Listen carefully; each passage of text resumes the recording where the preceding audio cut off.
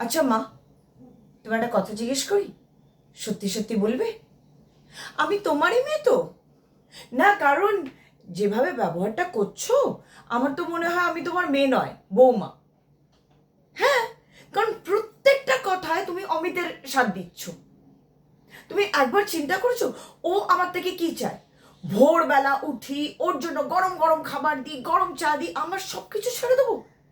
আমি একটা রিপোর্টার, আমার কোনো টাইমের ছিরি নেই, আর আমি ওর থেকে বেটার করছি লাইফে, আর তবু তুমি ওরই সাথ দেবে?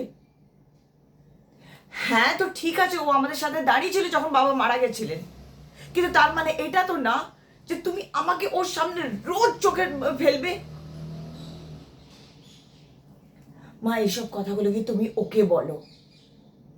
ও আমাকে চাকর রাখতে দিচ্ছে না বাড়িতে, তো তার মানে এটা না যে রোজ ভোরবেলা উঠে ওকে গরম খাবার দেবো, গরম চা দেবো, আর আমার সবকিছু ছেড়ে বাড়িতে আমি বাস তোমার মতো বসে থাকবো বাড়িতে, নিজের কোনো কিছু থাকবে না। মা সরি, আমি এগুলো বলতে চাইনি তোমাকে। আমি জানি তুমি আমার জন্য থেকেছিলে বাড়িতে, ভাইয়ের জন্য থেকেছিলে বাড়িতে, কিন্তু এর মানে এই না যে আমি সেম জিনিস করবো যেই ভুলগুলো তুমি করেছো। মা প্লিজ, মা আমি একটা কথা বলতে চাই, আমি অমিতকে ডিভোর্স দিচ্ছি।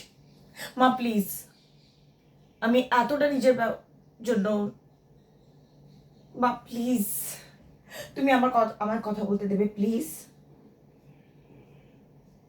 বুঝে গেছি, তুমি এক কাজ করো না, আমি অমিতকে ডিভোর্স দিয়ে দিচ্ছি, তুমি অমিতের সাথে কি দেখো।